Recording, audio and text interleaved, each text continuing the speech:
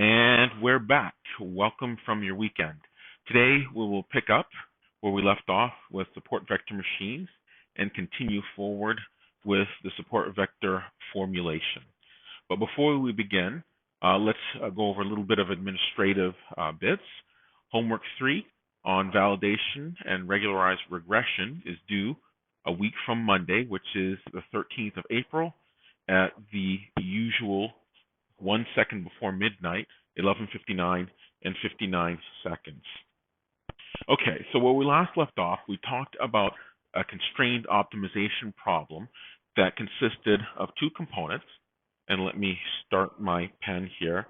I think I will choose magenta or cyan. How about cyan? Let's escape.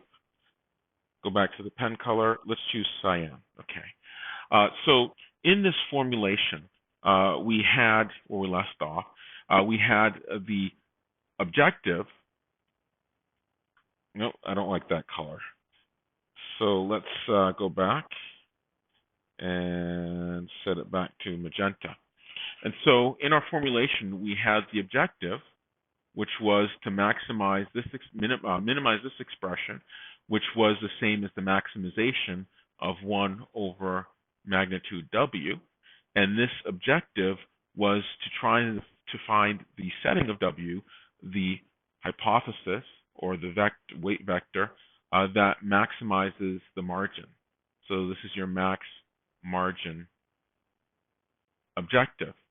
And we had these constraints, and these constraints said make the classification correct. And here we have our closest off-plane points, xn. And when we put xn through our hypothesis, W transpose xn, if xn is on the positive side of the plane, the score, that's our score, that will be positive. And if it's on the positive side of the plane, the score is positive, and also yi, the class label, is also positive. Positive times positive is positive, and we rescaled the hyperplane such that the score for the closest off-plane point, xn, is going to be exactly equal to 1. And so every point that's closest to the hyperplane, the score is going to be 1. And if it's on the positive side of the plane, it's going to be positive 1. If it's on the negative side of the plane, the score is going to be minus 1. So that's plus 1 or minus 1. Now, every point that is further away than that closest off-plane point, that score is going to be positive, but it's going to be greater than 1. And so we have plus 1 for the score, plus 1 for the ground truth class label. We multiply plus 1 times plus 1. That's going to be plus 1. And so for that closest off-plane point, this quantity, class label times the score, is going to be exactly equal to 1. For an off-plane point that's in the so-called interior, it's further away than the closest point. It's going to be something that's positive 1 times some quantity, the score that's greater than 1. That result is going to be greater than 1. Likewise, if we're a point that's closest to the hyperplane on the minus side of the plane, well, that score is going to be exactly minus 1 because we've rescaled this. And the ground truth class label is going to be minus 1. Minus 1 times minus 1 is equal to 1. And so what this constraint says, it says get the classifications correct. So we're maximizing the margin while at the same time getting the classifications correct. Correct classification. Classification. While getting the classification correct. And you want to do that for all of the n many in-sample points. Our weight vectors are d-dimensional, real valued, and our bias term is real valued from R1. So it's just a scalar. So we have a d vector of real values, and we have a 1 vector of real values. And so we have these inequality constraints, and we want to make the problem easier by taking this inequality constraint and turning it into some kind of equality constraint. So let's talk about how we're going to do that. So that's where we continue on. And we're first going to look at a similarity between the support vector formulation and regularized regression. Now, in regularized regression, we took a geometric approach and we said that the solution for the gradient that minimizes in-sample error is going to be in the opposite direction of the constraint. And we solved for the constraint here, and we got an expression for regularized regression where we optimize. Our objective is to minimize in-sample error. Well, this is our expression in vector matrix form for in-sample error. And we do that subject to this constraint on the soft weights, right, representing some budget that we give out to all of the positions in this weight vector. And so here, in regularized regression, we minimize in-sample error. That's our objective function that we're optimizing on. And the constraint talks about the weight budget. In support vector machines, we minimize this W transpose W, that's the max margin criteria. And now our constraint, when we say subject to, that constraint talks about getting the classification correct. Well, that constraint is exactly in-sample error.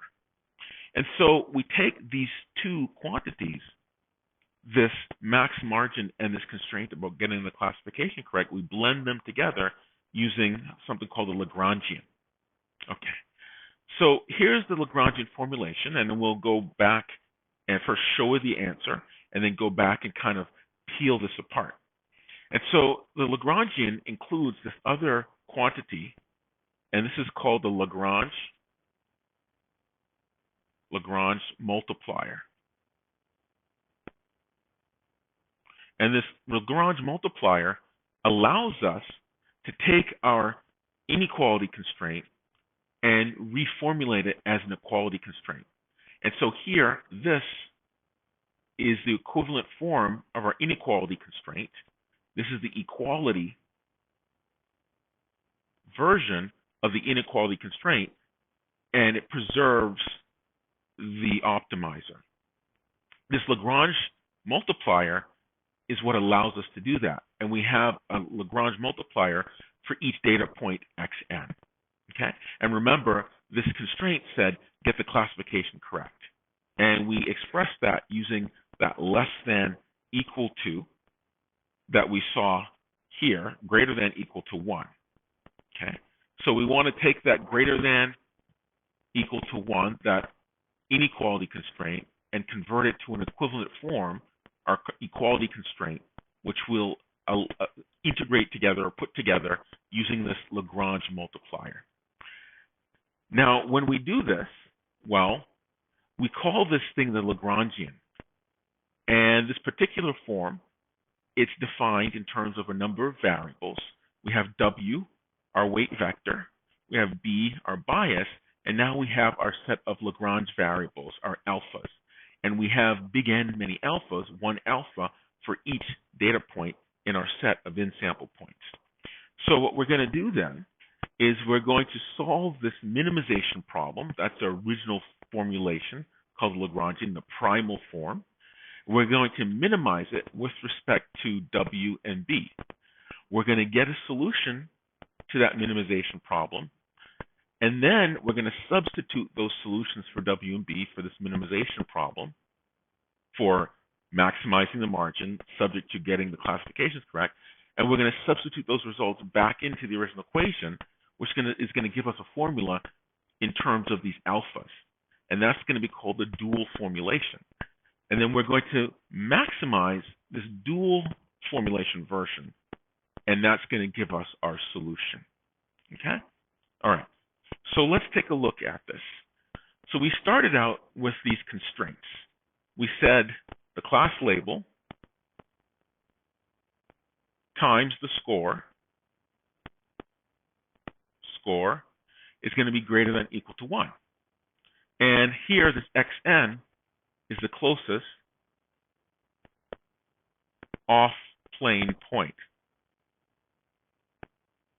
And so this inequality is equivalent to saying get the classification correct. Because if you're the closest off-plane point and your classification is correct, well, this is either a +1, the score, while at the same time the ground truth label is +1, Likewise, if you are the closest off-plane point on the minus side of the line, the score is -1, while at the same time, the ground truth class label is also -1. And for every point that's further away than the margin point, the closest off-plane point, the score is going to be greater than 1. So the value is going to be greater than 1, or it's going to be greater than 1 on the positive or the negative side. Okay, so we have this inequality constraint, and that form expresses equivalently to get the classification correct. So we're going to convert this inequality to a so-called zero form. So if we subtract 1 from the left-hand side of the inequality and we subtract 1 from the right-hand side of the inequality, we get exactly this expression. Yn W transpose Xn plus B, quantity, -1 is greater than equal to 0. So now we're going to convert this to an equality version, and the equality version is going to assume what we call a Lagrangian slack. So if you are the closest margin point, this expression is going to be precisely 0. Precisely 0. Because by nature of being the closest off-plane point, i.e. the margin point, we just said that the score here is going to be +1 because we've rescaled the hyperplane accordingly, and the ground truth label is going to be +1. +1 times +1 is +1, and then we subtract 1, that's exactly 0. So for the margin points, the closest off-plane points, xn, we know this quantity is exactly equal to 0. Okay. Now, for any point that's further away from the margin than xn, this quantity is going to be bigger than 0.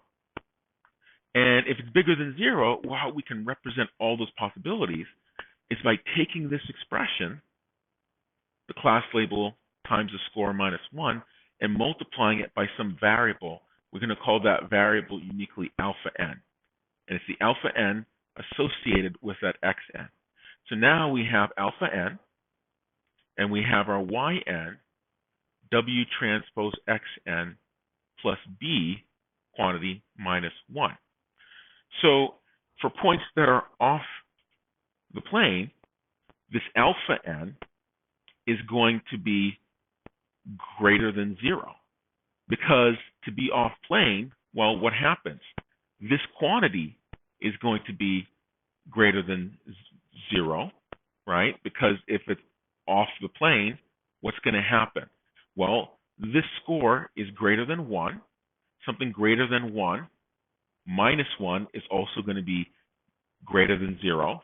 And if we take an alpha that's greater than 0, something that's greater than 0, an alpha greater than 0 times a quantity that's greater than 0 is going to be greater than 0. So you can use this multiplier, a so-called Lagrangian multiplier, to absorb the slack. And you can think of slack by the sheer definition of the word, nature of the word, means extra. So here we have our hyperplane. Here we have our margin. Here we have our margin point xn. Now, of course, if xn is on the margin, this quantity is going to be exactly equal to 0. So we say yn for xn, we have it that yn W transpose xn plus B -1 is going to be equal to 0. So now if we have some other point, let's call that other point xn prime, and xn prime is further away than xn from the hyperplane. So that means xn prime is not a margin point, it's a so-called interior point. And so for this interior point, we have yn W transpose xn prime plus B -1 is going to be greater than 0. And how you represent the fact that it's greater than 0, well, you're going to absorb that with this alpha n, and the slack part refers to that you have a little bit of looseness here. It's not tightly touching or holding up the margin, if you will. It's a little bit loose, and you have some so-called slack. And so this Lagrangian slack or looseness is represented using this so-called slack variable xn, the Lagrangian multiplier. And this Lagrangian multiplier is used to represent that extra amount that gets you greater than 0. So you can use this inequality and write an equivalent version by absorbing the slack with this alpha n, the Lagrangian multiplier, or the so-called slack variable. Okay, so we have this equality version, and that handles the class label being the score and the class label coinciding, so meaning a correct classification for the on-margin point, and then we multiply this expression by the slack variable alpha n to account for those off-margin points being correctly classified. So now we can express a new version of our optimization problem that says get the classification correct using the equality version of this constraint instead of inequality by absorbing the slack with this Lagrange variable or slack variable.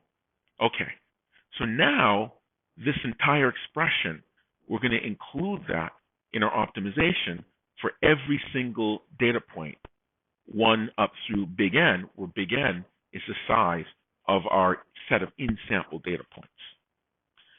So this is the slack, or the amount exceeding 0, because for the on-margin point, this is exactly 0.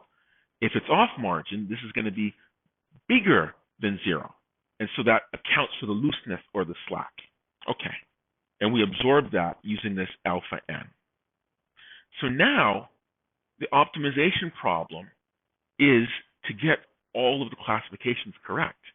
And so if we include this expression for one of the data points, we're going to sum this expression for each of the data points for all values of n goes from 1 to big N, where big N is the number of in-sample points.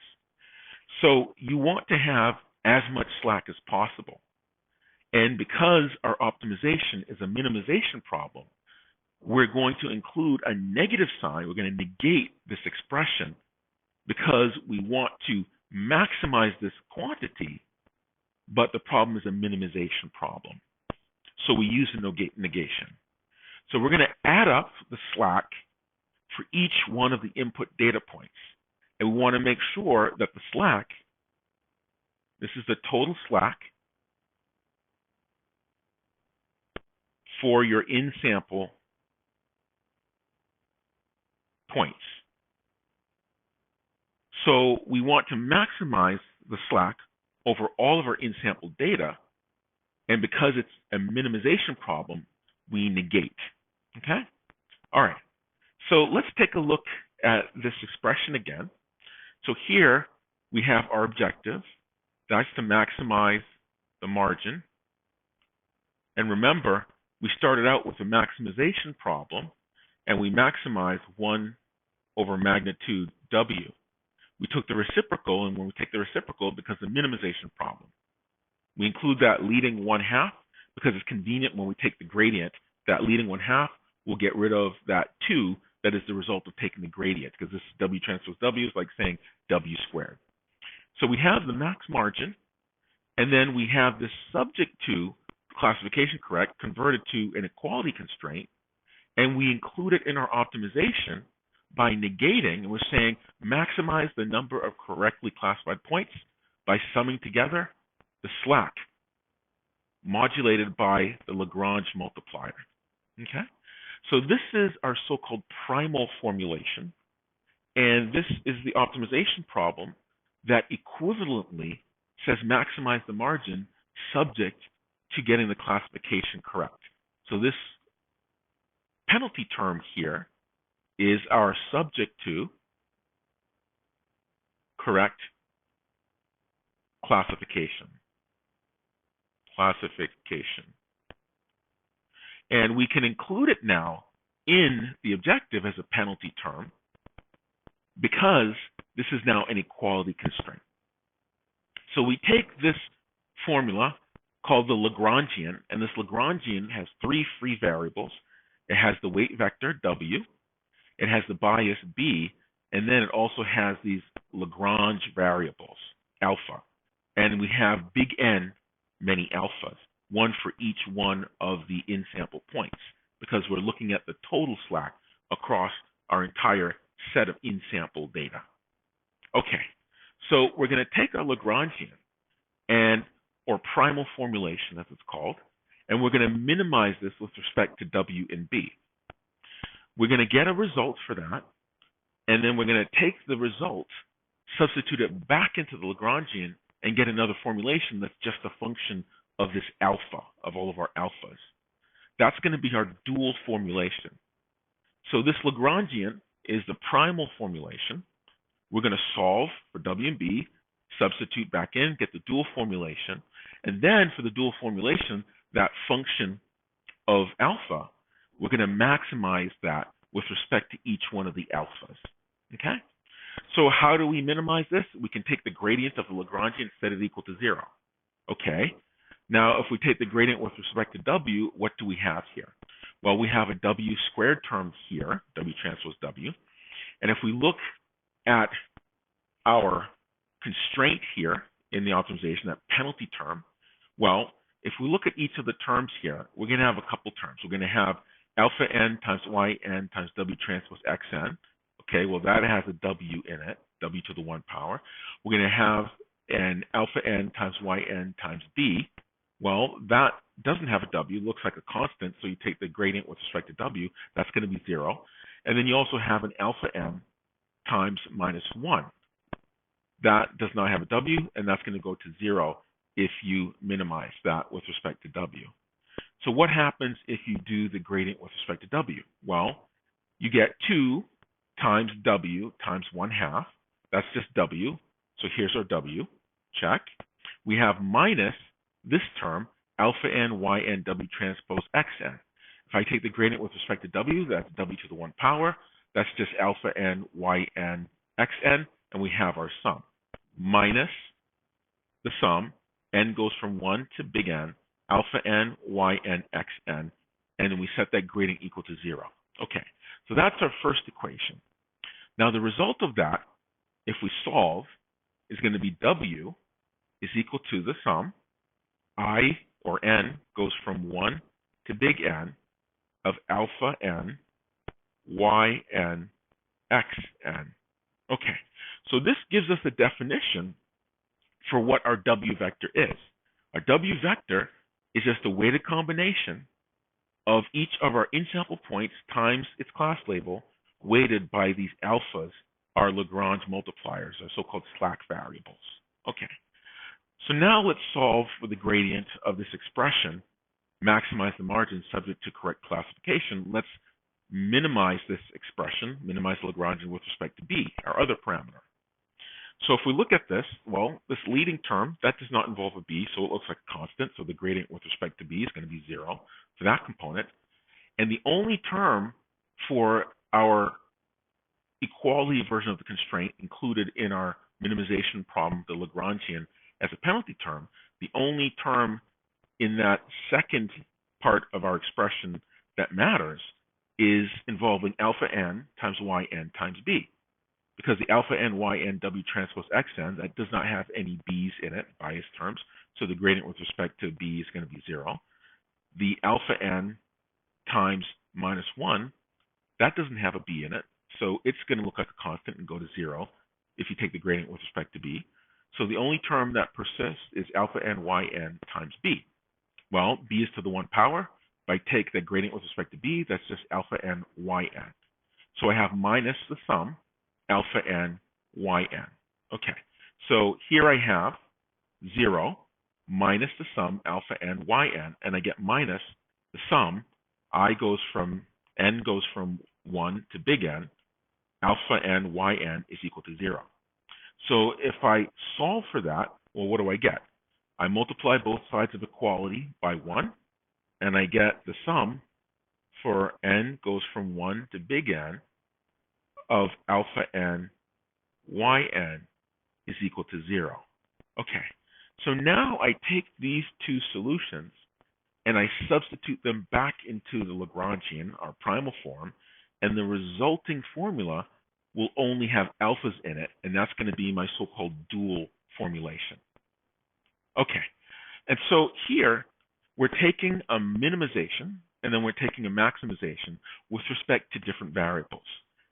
And this idea of taking a minimization and a maximization corresponds to what's called a saddle point that we're trying to find.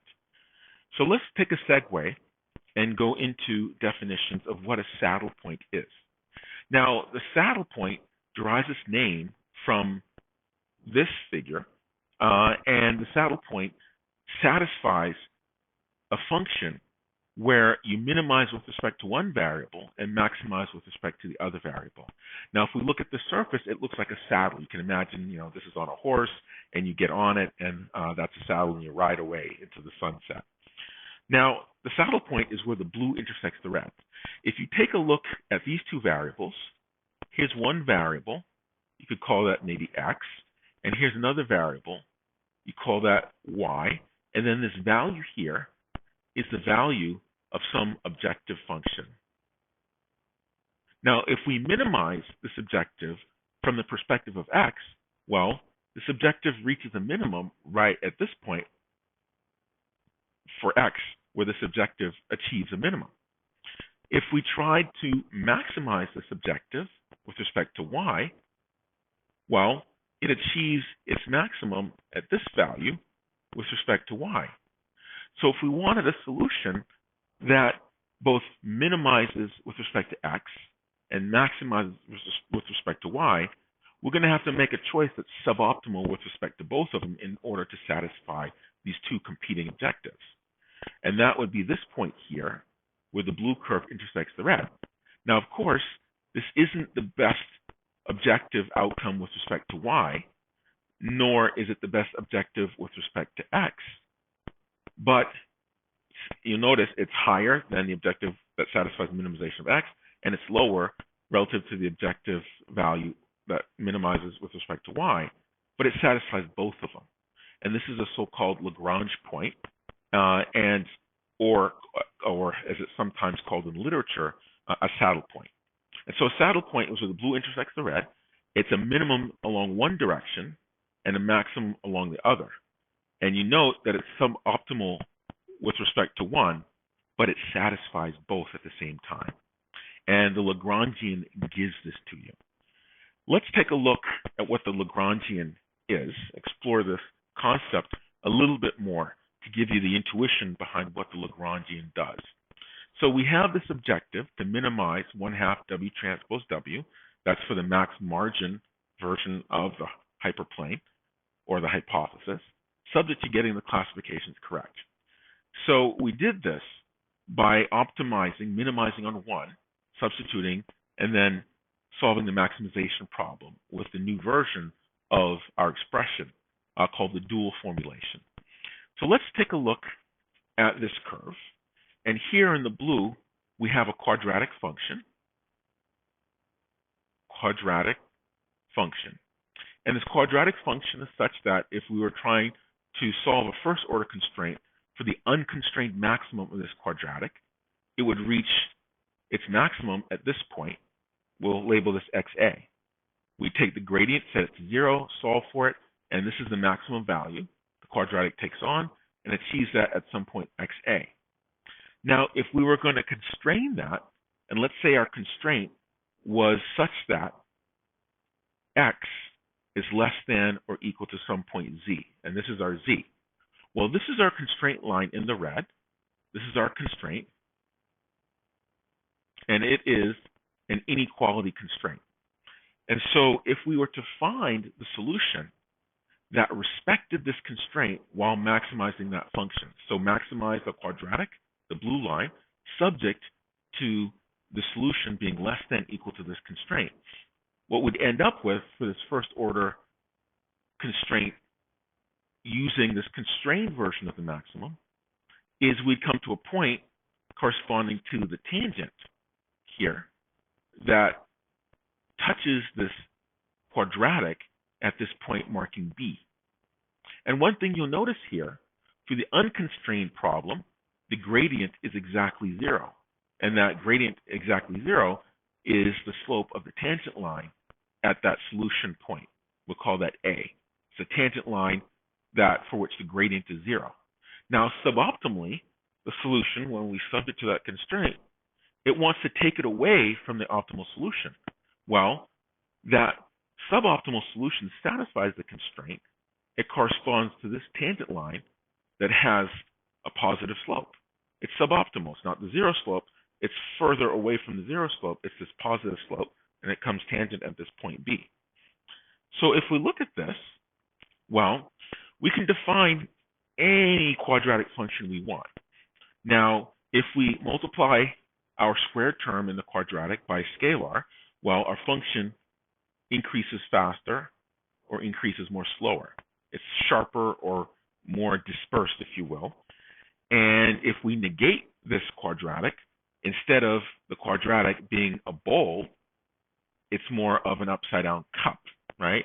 It's concave instead of convex. And then if we set this quadratic equal to some constant, right, we can actually raise it up or lower it down in the y direction. So we can have different functions, and we set this function to different quantities. What happens?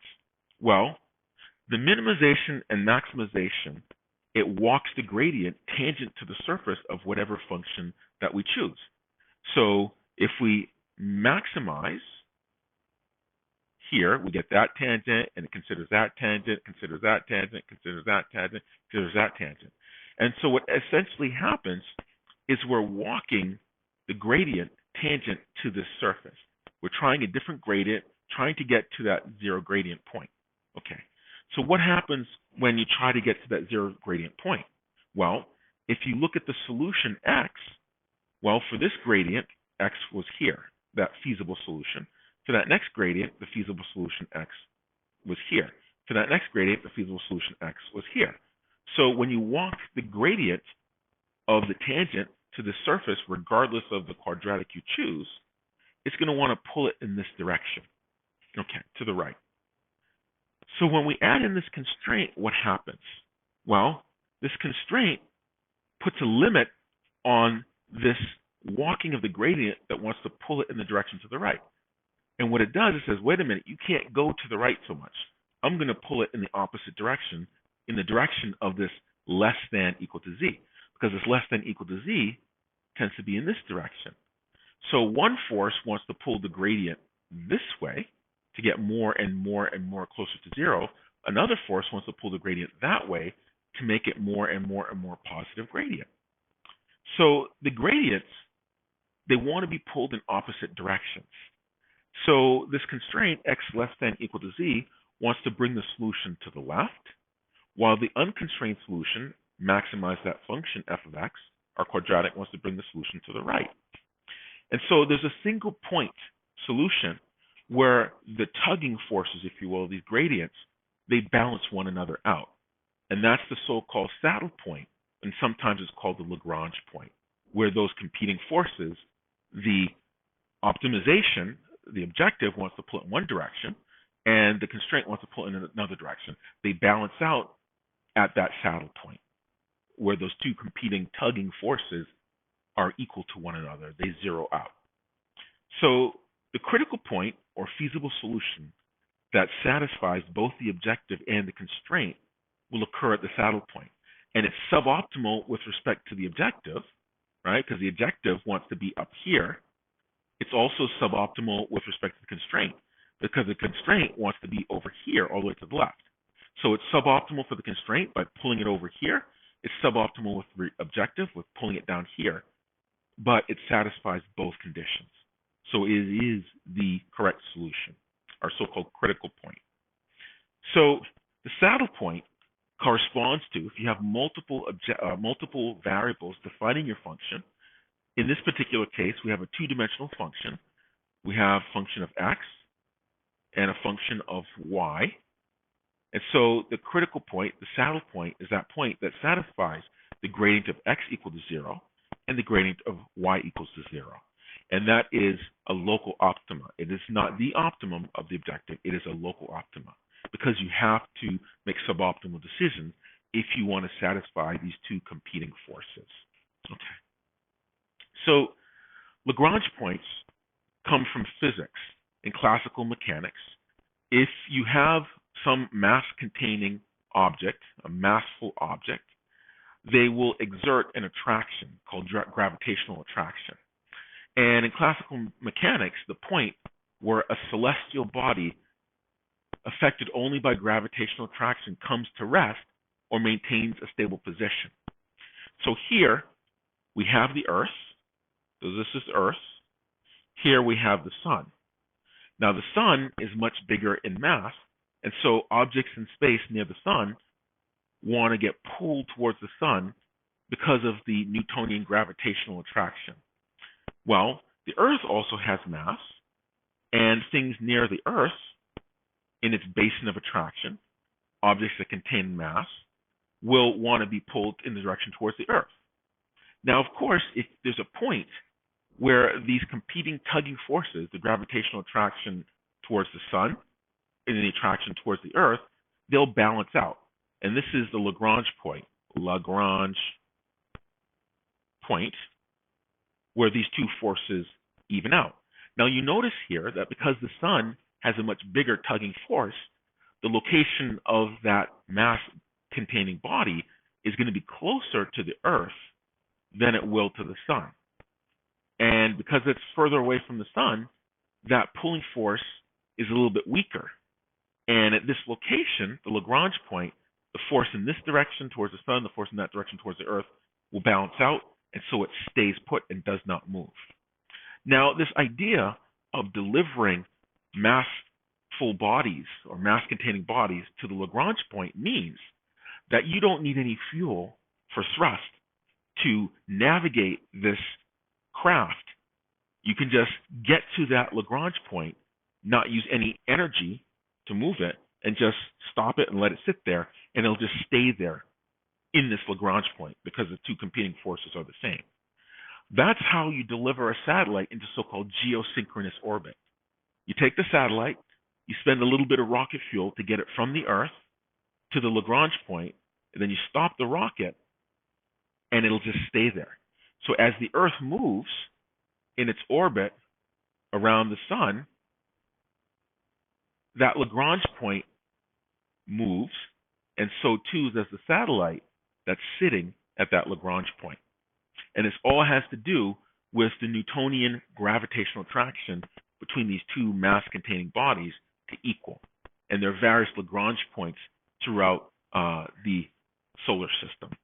Okay, so that's where this Lagrangian comes from.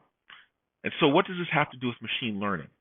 The method of Lagrangian optimization gives you the saddle points or the critical points between the two competing forces of the objective for maximizing the margin and the objective added as a penalty term to get the classifications correct.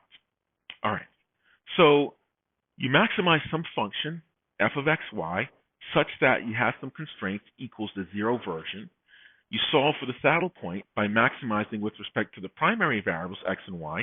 In the case of machine learning and support vector machine, it's w and b. Then you set these gradients to 0 with respect to x and y, and then you take the solutions and substitute them back into the original expression. Now, this original when you make the substitution, it's going to be some function of alpha of these Lagrange multipliers. And then you maximize with respect to these Lagrange multipliers. Now, in the literature, instead of alpha, they'll use lambda, right? So I'll just put that out there so that when you read through papers and things in support vector formulation, it'll make sense to you. So you solve this dual, so-called dual formulation, this maximization with respect to Lagrange variables. You use a quadratic programming solver to do that. So you start as a maximization, you convert to minimization, and you solve for the saddle points. Okay. Or rather, you solve for, in this case, the minimization problem, which talks about maximizing the margin. You solve, you substitute back in, and then solve the second problem, which is a maximization problem for the alphas using quadratic programming. Okay, and so we have this expression where we left off. We had our Lagrangian or primal formulation, and this was also the Lagrangian that had the expression, our objective, to maximize the margin.